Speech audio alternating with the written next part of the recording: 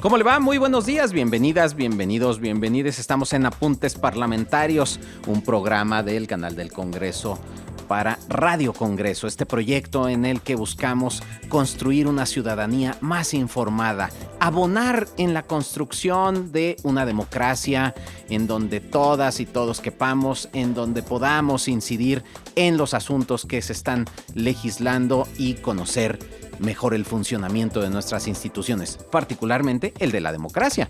El día de hoy vamos a hablar sobre los derechos LGBT y el voto trans. ¿Qué es? A veces en estos tiempos nos da un poco de temor cuando no sabemos muy bien de qué se tratan los derechos del LGBT y el voto trans, y lo mejor es que podamos abrir esa gaveta, que podamos informarnos mejor y que podamos acercarnos a estas temáticas.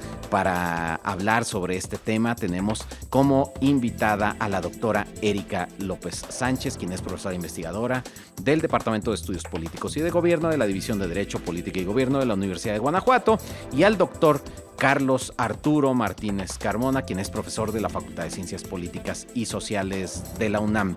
No se vaya, estamos en Apuntes Parlamentarios. Hora de praxis. Apuntes Parlamentarios.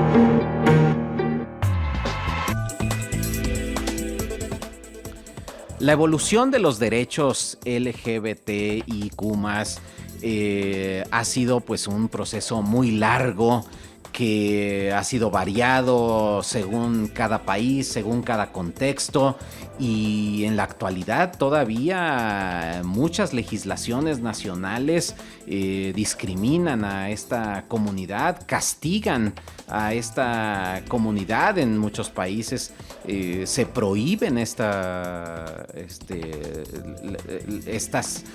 prácticas, estas identidades,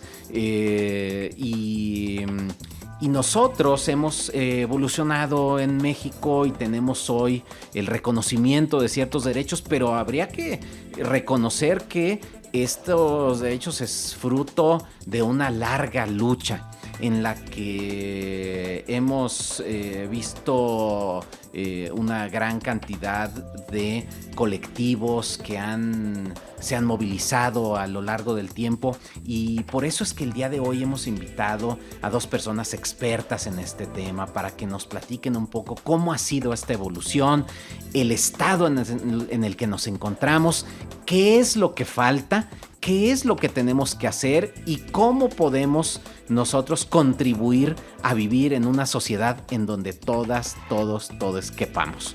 Erika López Sánchez es doctora en Estudios Sociales por la Universidad Autónoma Metropolitana, Unidad Iztapalapa. Realizó una estancia de investigación en el Instituto Universitario de Iberoamérica de la Universidad de Salamanca, España, y es, como les decía, profesora investigadora del Departamento de Estudios Políticos y de Gobierno en la División de Derecho, Política y Gobierno de la Universidad de Guanajuato. Es miembro del Sistema Nacional de Investigadoras e Investigadores y es coordinadora general y fundadora del sitio web Between LGBT, del cual nos platicará en unos momentos más. Además, ella acaba de publicar un librazo que se llama Los Protocolos para el Voto Trans en América Latina, que lo pueden encontrar en Editorial Gediza. Gracias, doctora Erika López Sánchez, por estar con nosotros esta mañana en Apuntes Parlamentarios. Muchas gracias a ti por la invitación. Buenos días. Y nos acompaña también el doctor Carlos Arturo Martínez Carmona, quien es doctor en investigación en ciencias sociales con mención en sociología por la Facultad Latinoamericana de Ciencias Sociales, sede México. Realizó una estancia postdoctoral en el Instituto de Investigaciones Sociales de la UNAM. Es profesor de la Facultad de Ciencias Políticas y Sociales de la UNAM. También forma parte del Sistema Nacional de Investigadores en el nivel 1. Sus trabajos de investigación han sido reconocidos en el 11º Premio Nacional de Investigación Social y de Opinión Pública, en el 22º Certamen de Investigación y Ensayo Político y el 17º Premio a la Investigación sobre Sociedad Civil. Recientemente publicó también otro librazo, El movimiento LGBT en la Ciudad de México, una mirada sociológica a su institucionalización, publicado por la UNAM. Bienvenido, doctor Carlos Arturo Martínez Carmona. Muchas gracias, doctor Kenvir. Pues un gusto, un placer estar aquí acompañado de tan excelentes personas. Muchísimas gracias, la verdad, por aceptar esta invitación. Para quienes no somos expertos en el tema, pues siempre nos cuesta trabajo no cometer errores en este reconocimiento de los derechos de las comunidades de la diversidad sexual, y por eso es que a veces en ocasiones en el ámbito legislativo también como que le dan muchas vueltas. Sin embargo, ahora hemos visto que tenemos una comunidad mucho más visible en el ámbito parlamentario.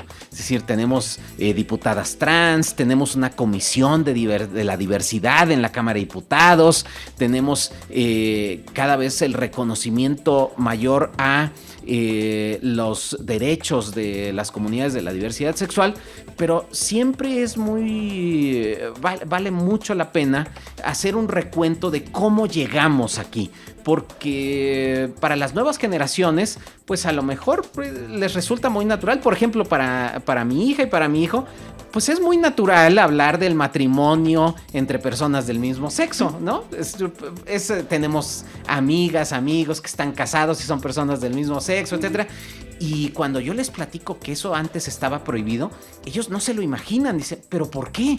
Es decir, lo ven como algo extraordinario. ¿Por qué eso sucedía? Es decir, como, ¿por qué pasaba eso? Bueno, y entonces me ha tocado platicarles cómo el reconocimiento del matrimonio igualitario fue el producto de unas luchas intensas por el reconocimiento de los derechos de las parejas LGBT, o cuando les digo, por ejemplo, que en algunos países todavía está penalizada la homosexualidad, pues es algo que no lo conciben. Sin embargo, vale la pena que hagamos este recuento para que sepamos en dónde estamos parados hoy en día. Doctora Erika López Sánchez, ¿cómo llegamos al estado en el que estamos? Bueno, hay un punto detonante, es un proceso, pero si tenemos que ver como puntos climáticos, están los hechos de Stonewall, ¿no? 1969, donde ¿qué sucedía? Y no solo sucedía eso en Estados Unidos, sino sucedía en América Latina, sucedía en el mundo, y tiene que ver con la verificación de los cuerpos, la vigilancia de este orden también heterosexual, ¿no? Había una policía, y pienso el caso mexicano. En el caso mexicano no es que estuviera explícitamente prohibida la homosexualidad, pero ¿cómo estaba prohibida? Se alteraba el orden moral, ¿no? Claro. ¿Quién era ese personaje dentro del orden político-social que tenía esa facultad de verificación de los cuerpos? Era el último eslabón si pensamos en Weber, del uso legítimo de la violencia, y es la policía, ¿no? Ese policía de a pie que está vestido de azul y que entonces detenía a los cuerpos que identificaba que eran cuerpos masculinos y que su expresión de género estaba afeminada. Entonces era esa detención, ¿no?, de esos cuerpos, pero ahorita, y yo sé que el doctor Carlos es experto en esto, pero se viene el baile de los 41, ¿no? Muchos formas donde se habitaba las disidencias sexogenéricas, se habitaban en los espacios privados, ¿no? En clubes, en casas, y no había una presencia en el espacio público, pero eso no quiere decir que no hubiera un activismo. O sea, había estos espacios como estas, olvidé la palabra, guetos, como guetos, sí, donde se ejercía, pero al que la policía podía entrar. Y cuando entraba de manera violenta y verificaba.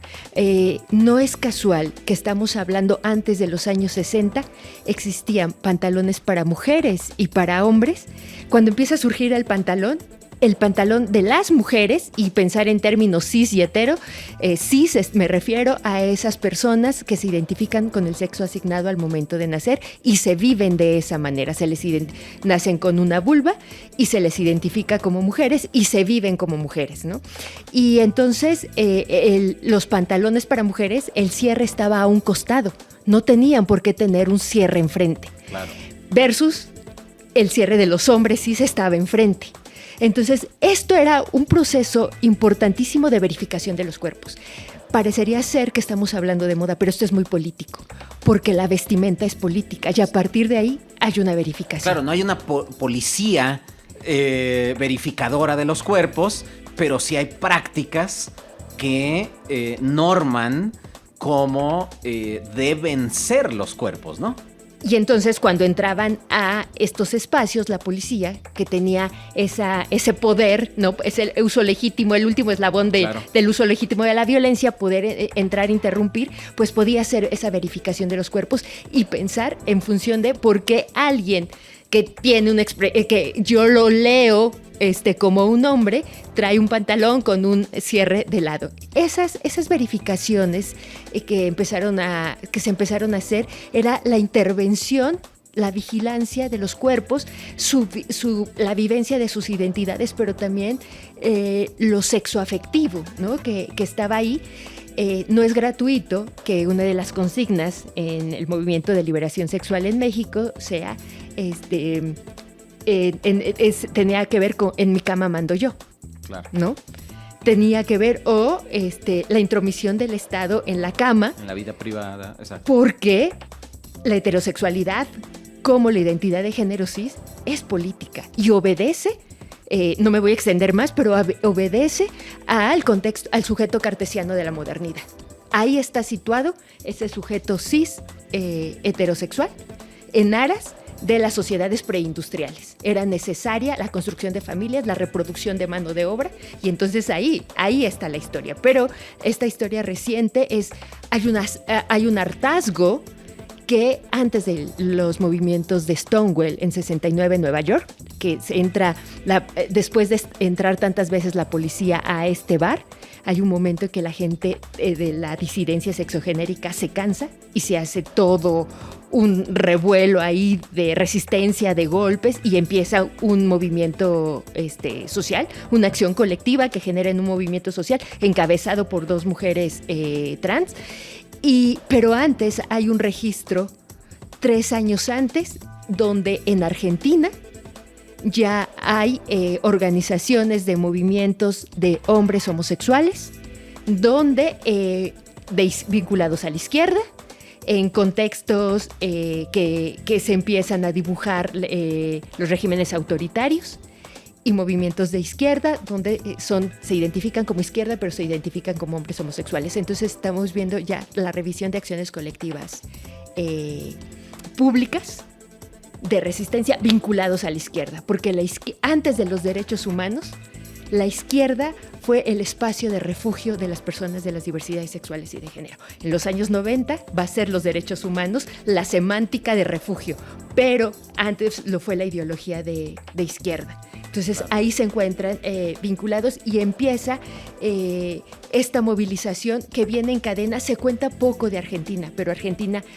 un colega, Carlos Figari, ha documentado mucho sobre eso, que hay otros hechos antes a Stonewall, pero que Stonewall es como este boom, este detonante, y va a empezar en cadena las movilizaciones en América Latina. A ver, esto es muy importante porque entonces, es decir, los movimientos no son lineales, no son todos iguales. Hay distintos contextos en los que se van dando, distintos detonadores también que generan esta movilización social. Y particularmente en México, es decir, no podríamos decir con certeza este es el movimiento fundacional por los derechos de las comunidades de la diversidad sexual. Sin embargo, empiezan a articularse de mejor forma alrededor de los años 70, ¿no? ¿Cuál es este antecedente, doctor? Carlos Arturo Martínez, y cómo llegamos, porque efectivamente para muchos de nosotros, digamos, de las nuevas generaciones, bueno, ya no soy de las nuevas generaciones, pero para muchas de las nuevas generaciones es las luchas por el derecho al matrimonio igualitario, etcétera, pero esta es una historia muy parcial y muy pequeña de esta reivindicación de derechos, que es mucho más amplia, ¿no? Sí, muy bien. Justamente un poco en el mismo contexto y lo que ya señalaba mi colega Erika, pues justamente el movimiento surge en ese contexto de movilizaciones de la década de los 70 en nuestro país. Recordemos que la guerra sucia representó un momento crítico para los diferentes movimientos sociales de nuestro país, independientemente del origen, la lucha, etcétera. Desde luego que se vieron todos y cada uno de ellos, y desde luego los que se encontraban en la clandestinidad, pues fueron reprimidos, ¿no? No por nada el 68 fue el punto de origen de estas diferentes disputas. El 71 otro momento igual de represión estudiantil, y justamente un poco como señalaba Erika, pues las reuniones de diferentes grupos, sobre todo si eran juveniles y bueno, si eran homosexuales, pues implicaban la cierta forma de represión, la entrada de la policía. Digo, este era un hecho común, digamos, de la época, de este momento autoritario, de mayor autoritarismo en nuestro país. Y sin embargo, justamente los espacios de algo que yo llamo justamente en el libro que acabas de citar, que por cierto está disponible para su descarga en el Instituto de Investigaciones Sociales, en la página del Instituto de Investigaciones Sociales de la UNAM. Gratuito, ¿verdad? Gratuito, exacto, ahí se puede descargar gratuitamente. Ustedes pueden identificar justamente ahí cómo yo apelo a algo que yo llamo sociedades secretas, como en esta lógica de pequeños grupos que tienen rasgos identitarios, que buscan fines también un poco más hacia la propia comunidad, hacia su propia autogestión, y que ese fue como un espacio de fermento para diferentes organizaciones que surgirían ya a fines de la década de los 70, cuando ya tenemos, después pareciera que la reforma política del 76 fue un poco un motivo, aunque de manera preliminar ya había muchos movimientos de izquierda que estaban ahí esperando un momento para salir a la escena pública. Y pues esta época tenemos movimientos sindicales, los sindicatos universitarios, por ejemplo, que se generaron en esa época, el movimiento urbano popular o los movimientos urbanos populares, el movimiento feminista, y desde luego el movimiento LGBT surge digamos que el punto de partida, y muchos autores ahí hay críticas y disputas entre los investigadores si el 2 de octubre de 1978, 78 es el momento donde surge por primera vez un colectivo que se une a la marcha del 2 de octubre y que en conmemoración a los 10 años de la marcha de la masacre en la plaza de Tlatelolco, donde aparece este primer grupo homosexual, que generaría después pues diferentes organizaciones. Hubo organizaciones preliminares, digamos que la primera organización es una organización lésbica que surge después de una conferencia internacional, la primera conferencia internacional sobre la mujer realizada en México, y en ese ámbito surgen las primeras organizaciones, agrupaciones lésbicas, que pues son medio también ocultas, medio privadas. ¿El de la liberación homosexual? No, sí, era el Frente de Liberación. El Frente de Liberación Homosexual surge en 1971. Exacto. Es el primer experimento, digamos, donde hay pues intelectuales implicados, entre ellos pues se señala que Nancy Cárdenas, Carlos Monsiváis y muchos otros que participaron en el movimiento del 68 están ahí siendo estos primeros actores, aunque pues justamente la represión del 71 hace que vuelvan de nuevo al closet, por decirlo de alguna manera, ¿no? Al closet político, ¿no? Dejar de ser públicos. Y entonces justamente desde el 71 hasta el 78 hay efervescencia de estos pequeños grupos que se organizan y que pues siguen algunas agendas, y todos ellos formados en la izquierda, ¿no? No por nada el movimiento apelaba, por ejemplo, a la Revolución Cubana y a las diferentes represiones que tenía la homosexualidad en Cuba. Decían un socialismo sin sexismo, ¿no? Por ejemplo, era una de las demandas, es decir, la agenda que se estaba interpelando en ese momento era una agenda también política, de cambio de régimen político, al igual que al unísono de los otros movimientos y desde luego de la liberación sexual, digamos que también un poco al unísono del movimiento feminista de la época. Y bueno, este es el contexto un poco de estos primeros movimientos que desde luego están disputando, y en algo que señalaba ya Erika, y que tú también mencionabas, Kenvir, el asunto de pues, cómo pensar en esta forma de control, que ya no solamente era un control del Estado, sino también un control social. En un artículo que publiqué recientemente, que titulé Mujercitos, The Profane of Mexican Citizenship, que en realidad se refiere a la ciudadanía profana, yo tomo diferentes notas periodísticas para identificar cómo se calificaba a las personas que eran excluidas por ciertas características, ¿no? Bueno, y la prensa así los Exacto. nombraba, ¿no? Es decir, particularmente en los periódicos de la Nota Roja, que eran particularmente escandalosos, la prensa más amarillista pues ponía estos encabezados revictimizantes de estas comunidades y con estos apelativos, ¿no? Sí, efectivamente yo me basé en este tipo de notas por ser notas como digamos polares, digamos, donde se reproducían más fórmulas narrativas discriminatorias. Y bueno, pues tenemos por ejemplo, una que recuerdo en este momento de mujercitos ya no quieren ser hombres, ¿no? Entonces apelaban como a este tipo de lógicas, pero bueno, el resultado de esa investigación se enfoca como en tres elementos que caracterizan caracterizan la tipo de exclusión que se realizaba en ese momento. Uno enfocado en la inmoralidad, ¿no? Como sujetos que no cumplen las normas morales o el buen comportamiento de la sociedad, y desde luego enfocado desde una perspectiva religiosa.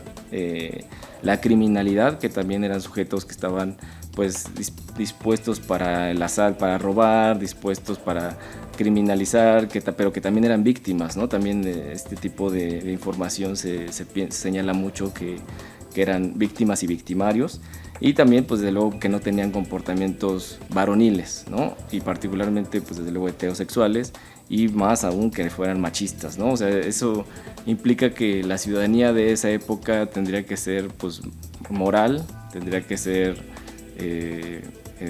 masculina, y tendría que ser pues en el orden de la legalidad, supuestamente, ¿no? Una legalidad desde luego pues controlada por el Estado. Y entonces pues desde luego que todos estas personas que pertenecían a las poblaciones LGBT u homosexuales, digamos que en el fermento de este tipo de movilización de izquierda surgen y pues generan una serie de demandas. Es muy interesante que ya para 1982, en el contexto de esta reforma política, a través del Partido Revolucionario de los Trabajadores, se lanzan 3 candidaturas políticas para ser diputados. ¿Esto en qué año? 1982. Ok. Fue lanzada por la presidencia Rosario Ibarra de Piedra, claro, por parte del PRT, y esas 3 candidaturas tienen a su vez 3 suplencias igual, homosexuales y lésbicas, 3 hombres y 3 mujeres, con esta intención de la pluralidad también. Desde luego que la intención del movimiento no era aspirar a un cargo político, porque pues era evidente que se sabía que eso no iba a ser posible. Sí, pero era visibilizar y testimonial, era un posicionamiento político. Efectivamente, fue una estrategia para llevar el movimiento a los otros estados de la República, hacer recorridos. Estratégicamente también fueron Guadalajara, Ciudad de México, Tijuana, donde estaban estas candidaturas, con la intención justamente de tener pues un cierto presupuesto y hacer campaña no para el partido, no para ganar las elecciones, sino para difundir justamente que había un movimiento que estaba surgiendo. Y no es por nada, digo, en estos 3 diferentes partes del país justamente es donde se evidencia movimientos que fueron después fuertes, ¿no? En la ciudad de Guadalajara, en Tijuana y en la Ciudad de México. Y bueno, es un poco el antecedente. Después de ello pasaría, digamos, a el VIH y llegada del SIDA a nuestro país, como la pandemia, amplía justamente las diferentes categorías discriminatorias hacia las poblaciones LGBT o hacia los homosexuales y lesbianas. Y también, desde luego, el movimiento también tiene sus fracturas, y eso implica pues un momento, digamos, de impas, de falta de activismo, que se recuperaría hasta la década de los 90.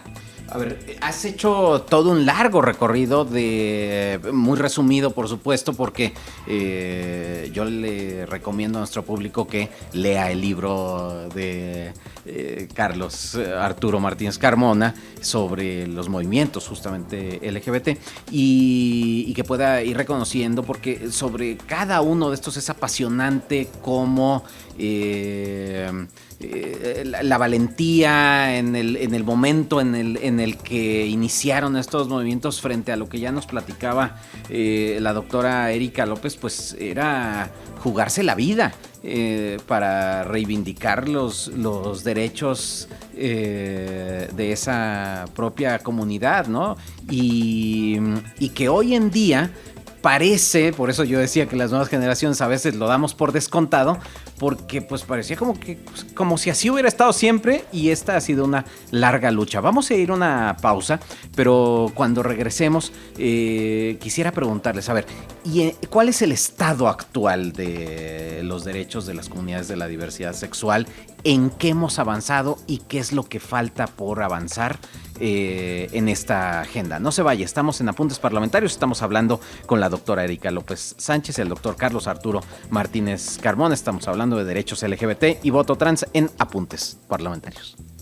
Regresamos, estamos en Apuntes Parlamentarios. Esta mañana estamos platicando sobre los derechos LGBT y el voto trans con el doctor Carlos Arturo Martínez Carmona, profesor de la Universidad Nacional Autónoma de México en la Facultad de Ciencias Políticas y Sociales, y la doctora Erika López Sánchez, quien es profesora investigadora en la Universidad de Guanajuato. Y platicábamos antes del corte sobre la trayectoria de estos movimientos y nos íbamos con una pregunta. ¿Y cuál es el estado actual? Porque efectivamente ha sido una historia de sangre, sudor y lágrimas, pero hoy hemos avanzado notoriamente y creo que tenemos una legislación que reconoce los derechos, sobre todo de forma comparada con otros países, con otras latitudes en los que podríamos considerar que hemos avanzado mucho, pero ¿cuál es el estado actual y sobre todo cuáles son los pendientes en la agenda de reivindicación de los derechos de las comunidades de la diversidad sexual? Doctora Erika López.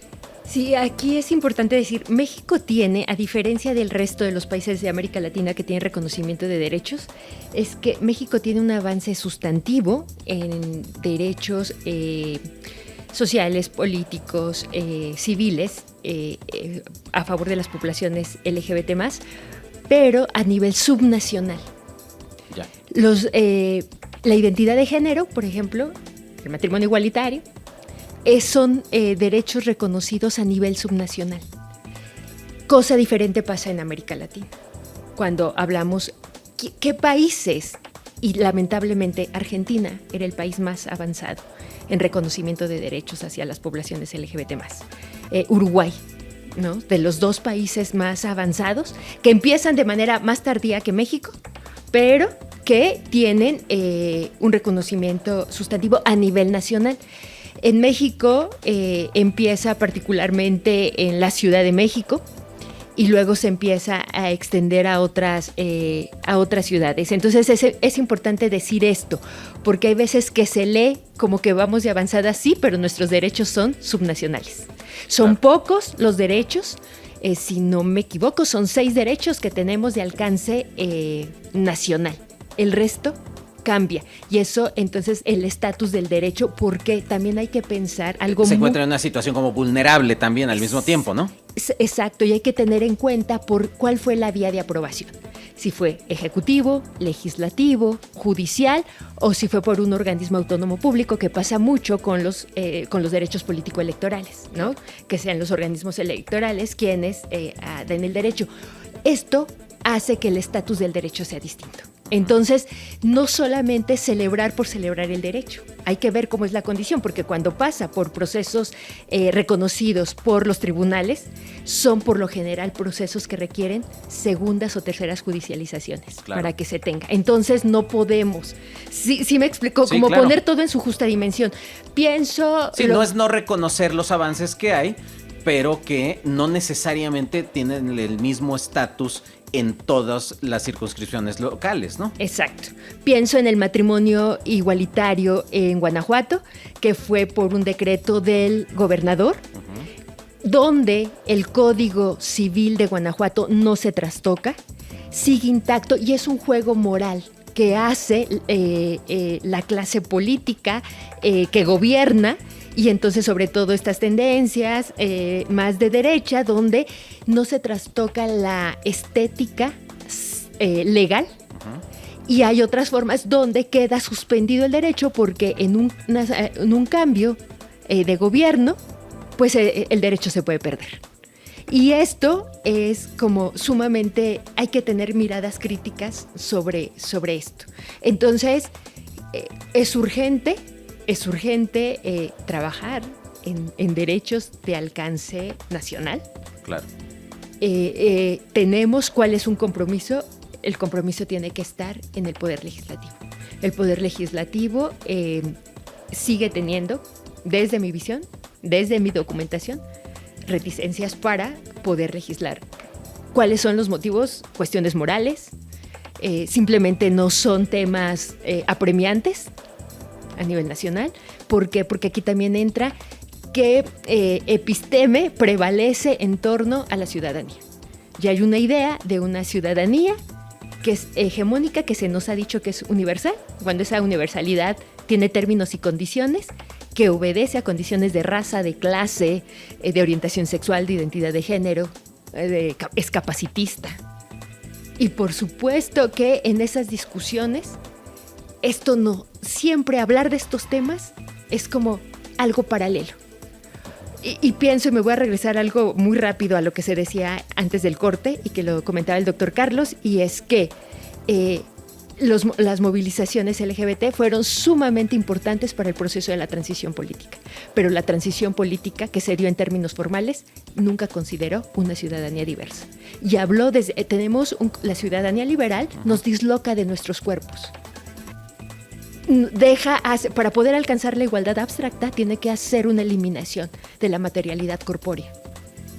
Y entonces no importa, no me digas que eres una mujer indígena lesbiana, eres mujer. Y entonces somos iguales. Y yo aquí cito a una amiga trans, Jessica Marjan, que dice: yo te invito a que me acompañes a un día en mi vida y me digas si habitar el espacio público desde mi identidad y desde mi cuerpo, somos todas las personas iguales. Claro. Entonces es otra de las cuestiones que está pendiente en el Poder Legislativo, ¿no? Federal. Es la manera como se tiene que involucrar, la manera como se tiene que trabajar, desde dónde se está trabajando, cómo se tienen que construir estos diálogos con las organizaciones y las colectivas. Y cómo muchas de las, a veces en el ámbito legislativo, cómo se asume que las luchas feministas y los logros de las políticas para la igualdad de género incluyen ya a las comunidades de la diversidad sexual, cuando no es así. Es decir, esto es muy importante porque ahora cuando se plantea como un problema, dicen, no, pero ya hay legislaturas paritarias, porque ya son 50-50. 50% mujeres, 50% varones, y ya cumplimos, ya en el checklist ya podemos darnos por cumplido. Pero la realidad es mucho más compleja que eso, y los derechos de las mujeres no son necesariamente los derechos de las comunidades de la diversidad sexual, ¿no? Sí, porque prevalece esta concepción, este marco de comprensión donde siguen entendiendo a la población en términos binarios. Ajá. Y cuando es términos binarios también es en términos cis, ¿no? Y ¿qué ocurre? Es el tema de género y el tema de la diversidad sexual. Y entonces, si pensamos, yo siempre hablo de los cuerpos como territorios. De hecho, el cuerpo es nuestro primer territorio. Y entonces, por eso yo siempre hablo de una geopolítica cotidiana a partir de la corporalidad, ¿no? Tenemos vivencias geopolíticas todo el tiempo a partir de nuestra corporalidad. Y entonces, en ese sentido, es como los hombres y las mujeres, desde entendida de esta paridad, son esos territorios robustos, ¿no? Y las diversidades sexuales y de género, así como otras diversidades indígenas en condición de discapacidad, son esas islas que están ahí, que existen, pero que se encuentran separadas y que por tanto no hay una narrativa legal, de política pública, cultural, social, que incorpore. Cuesta trabajo, le cuesta trabajo al sistema político, al sistema electoral, le cuesta trabajo entender que la población es diversa. O sea, se niega a entender porque prevalece, y yo me vuelvo a regresar, porque a partir de la biopolítica, la medicina tuvo estas explicaciones androcéntricas para explicar el cuerpo humano, y lo dio desde términos binarios. Entonces, ¿cómo entendemos lo otro? Como lo espontáneo, lo que es atípico, lo que es exótico, y entonces forman esto. Incluso hablar, a mí, a principios de este siglo, se seguía considerando que las mujeres eran poblaciones minoritarias. Claro, era un grupo vulnerable como minoría. ¿Minoría? Así es. Y yo me pregunto, yo no creo que las poblaciones LGBT+ sean poblaciones minoritarias. Hay una cuestión de decir, yo no me enuncio y no digo por un temor. Claro, si nosotros nos vamos a los datos de la encuesta nacional sobre diversidad sexual del INEGI, pues la encuesta nos va a arrojar que el 5% de la población nacional se identifica como población LGBTI+, ¿no?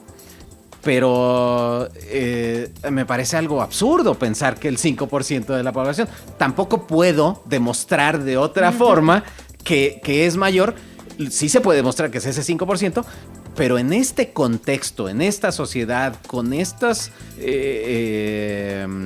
realidad, con esta violencia que viven estas comunidades, pues más me vale no decir que soy de la comunidad, porque si no, el riesgo es mayor, y yo no sé si esto puede, esta información, es decir, puedo abrir algo tan íntimo en una encuesta, ¿no? Y aquí hay algo muy rápido con ¿Sí? esto voy a cerrar. Acabas de mencionar algo bien importante, que es en las encuestas del INEGI. Esto es muy político, porque si hay otra disciplina de la biopolítica de manera contundente, además de la medicina y el derecho, está la estadística. Y en la estadística tiene un sesgo de cómo entender a su población. En la estadística, el Estado nos dice cómo nos quiere entender. Y ahí, cómo está construyendo, desde qué preguntas y qué quiere entender de su población. Y las preguntas y la narrativa sigue siendo, porque tiene otra encuesta para las poblaciones de las diversidades sexuales y de género, pero los censos históricamente han partido de preguntas que tienen que ver para sostener la cis heteronormatividad en las sociedades. Y es 0 y 1. Es decir, esa es la codificación, ¿no? Doctor Carlos Arturo Martínez. Sí, yo quería complementar un poco esto que señalaba sobre la encuesta nacional sobre discriminación, que ahí justamente se hace una pregunta donde se considera se preguntan a las personas de esta encuesta, ¿quiénes consideran ustedes que son los grupos poblacionales más excluidos?, ¿no? Y dan un listado de 16 diferentes grupos poblacionales, y ellos señalan que el 60% opinó que las personas pertenecientes a las poblaciones LGBT son a quienes se les viola más sus derechos, y esto por encima de otros grupos poblacionales como son las mujeres, como son los jóvenes, como son los adultos mayores y como son las personas de la discapacidad, con discapacidad. Entonces, imagínense, y eso es una percepción general, digamos, es entendible porque también todavía cuesta, digamos, aquello que se llama salir del closet, ¿no? Hacer visible y decir en este tipo de encuestas si perteneces o no a la comunidad LGBT.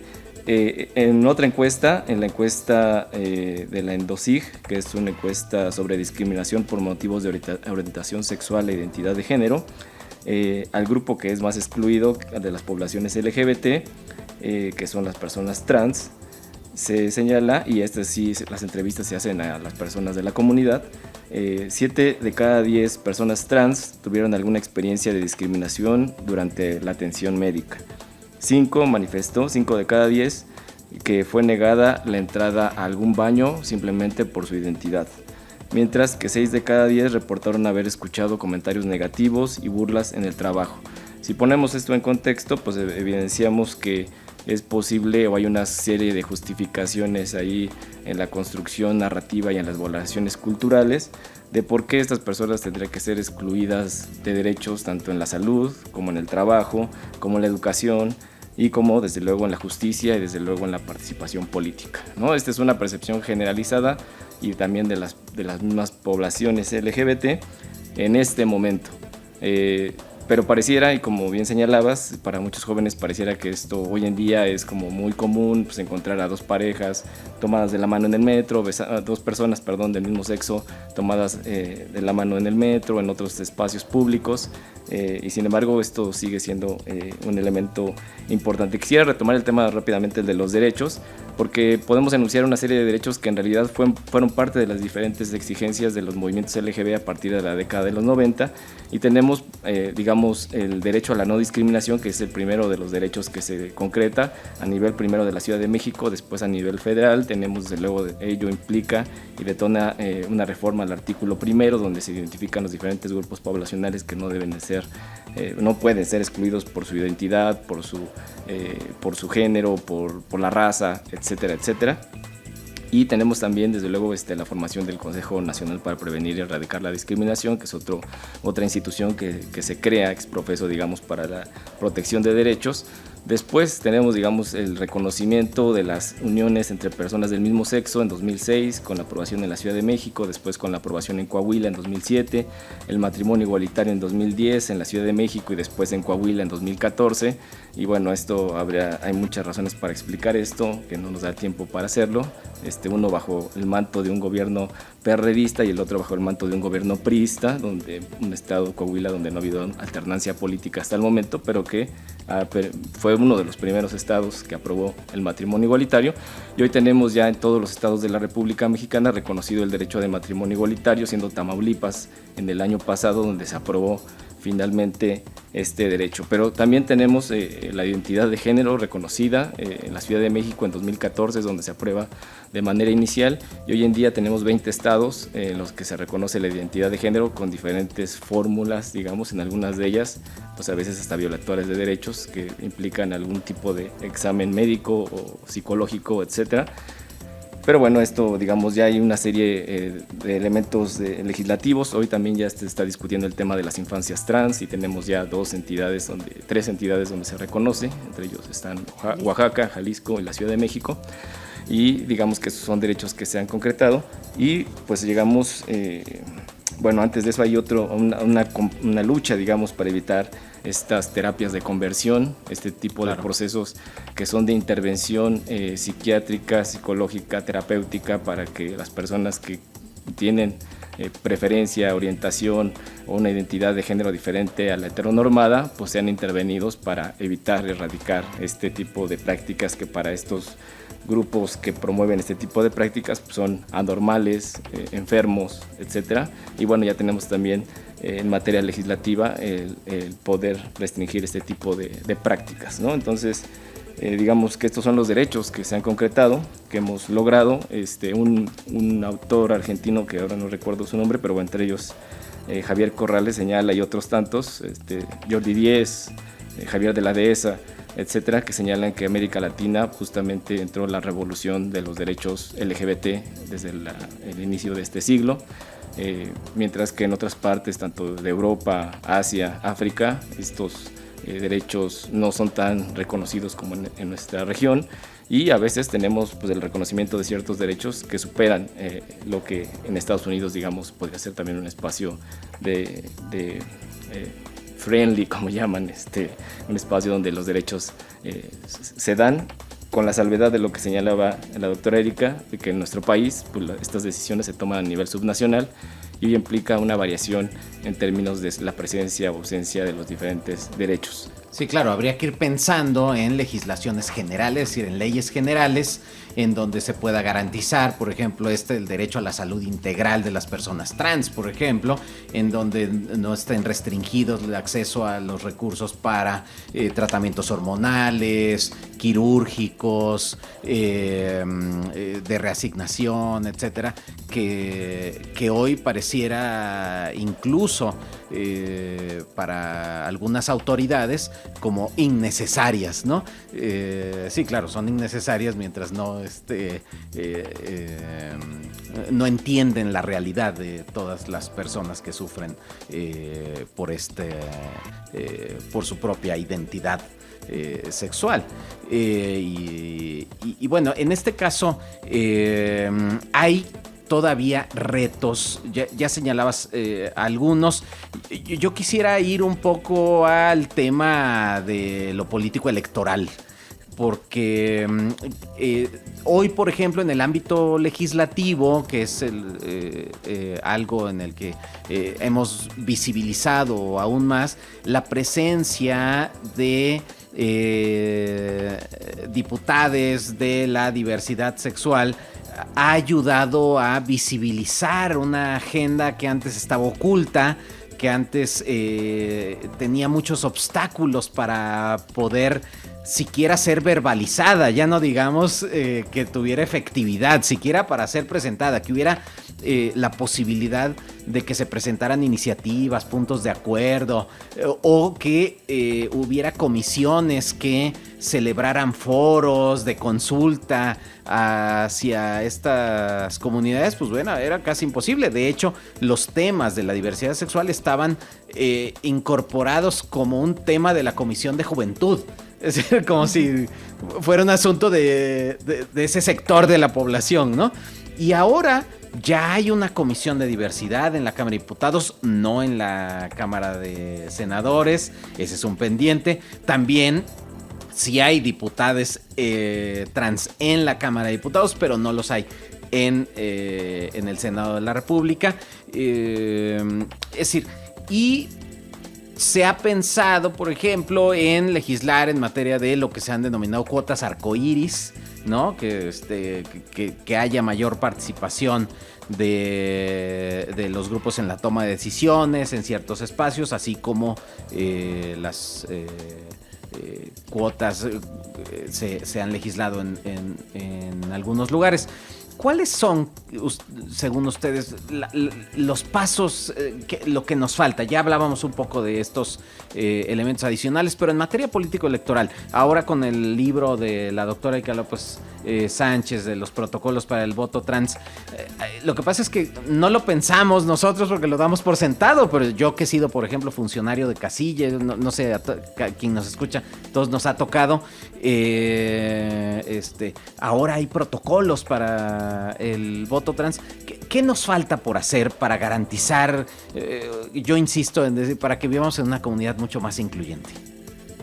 Pues aquí hay que destacar que México en la región lleva como el liderazgo en términos de que tiene un protocolo para que voten las personas trans y que tiene acciones afirmativas, ¿no? Y dentro de estas acciones afirmativas, pues están contempladas lo que se ha llamado diversidades sexuales, que a mí siempre me cuesta trabajo llamarlas así, porque para mí serían diversidades sexuales y de género, y es lo que se ha llamado como diversidades sexuales.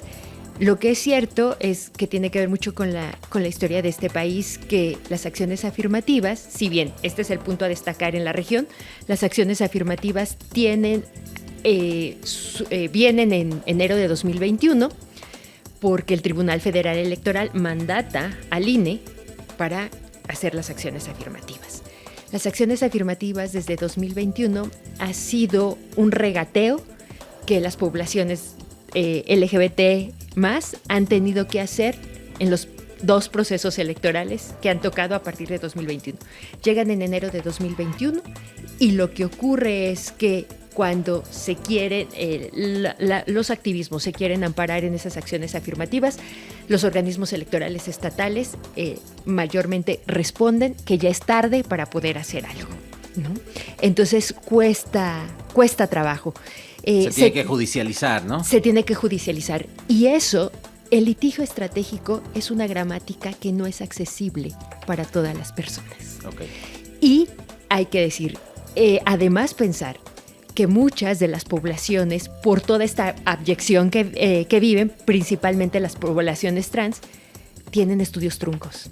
Lo más que pueden tener es secundaria. Entonces, ¿cómo accedes? Que tiene que ver con un problema contextual, estructural, de desigualdad, de discriminación, que muchas personas tuvieron que dejar la escuela porque sufrían acoso, discriminación. O porque les echaron etcétera. De su casa. Claro. Porque les echaron de su casa y no querían Exacto. saber más de ellas, de ellos, Así de ellas, es. y les echaron. Así es. Entonces, muchas y muchas en condición de calle. Ajá. Entonces salen y que se vuelve, son como quien puede hacer este litigio, las organizaciones. Sí. Viene este proceso electoral y a mí me ha tocado acompañar procesos en Guanajuato, y entonces, por ejemplo, en Guanajuato estamos desde agosto, demandas al IEG, al Instituto Electoral del Estado de Guanajuato. Al resistirse nos vamos al Tribunal Electoral del Estado de Guanajuato. No, nos vamos sala regional. Y entonces estamos en esto, ¿no? Estamos en esto porque se convierte un arrebato. Los partidos políticos, la semana pasada, publicaron todos sus listas. En semanas pasadas, sí. Están ya publicando sus listas cuando el proceso, las campañas arrancan este viernes, 1 de marzo. Bueno, el viernes 1 de marzo. 1 de marzo, ¿no? Así es. Perdón por la temporalidad sí. del programa. Sí, está bien. ¿Y qué ocurre con esto? No están las listas, se están todavía en litigio en los estados. Y entonces se van a tener que ir a demandar a sus partidos políticos, pero la gente militante LGBT está en una disyuntiva porque si las acciones afirmativas en sus entidades federativas salen a su favor y van y se pelean con el partido, ¿qué pasa políticamente? Van a quedar fuera del partido. Claro. Van a quedar Sí, el costo señaladas. político que Es muy puede alto. tener es muy alto. Es muy alto. Y la estigmatización, eres una persona Problemática. militante que nos genera muchos problemas, ¿no? Ajá. Entonces, Así es que no no te eres disciplinas, que no aceptas la verticalidad del partido político, que no aceptas las decisiones de la dirigencia, etcétera, y genera un problema de gobernabilidad interna, ¿no? Entonces, está, el discurso de las acciones afirmativas está, pero si escuchamos, si vemos las sesiones de los organismos electorales, vamos a ver las resistencias que hay dentro de los organismos electorales, dentro del Consejo General de estos institutos, para aprobar las acciones afirmativas. Entonces, es un tema, sí las hay, las presumimos en la formabilidad, pero en la práctica todavía no podemos decir que se están siendo sólidas. Claro, doctora Erika López Sánchez, tienes un portal muy interesante. ¿Dónde podemos consultarlo y cómo podemos contactarnos o seguirte en redes? Es el sitio web Between LGBT. Hay muchísima información ahí, donde la consulta es gratuita.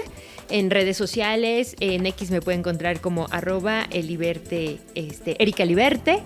En Instagram, en Facebook, me pueden encontrar como Erika López Sánchez, Erika con seca. Y ahí estoy. Y en TikTok encuentran el sitio de Between LGBT. Muchísimas gracias, doctora Erika López Sánchez. Gracias por acompañarnos esta mañana, Apuntes Parlamentarios. Gracias. Doctor Carlos Arturo Martínez Carbona, retos pendientes.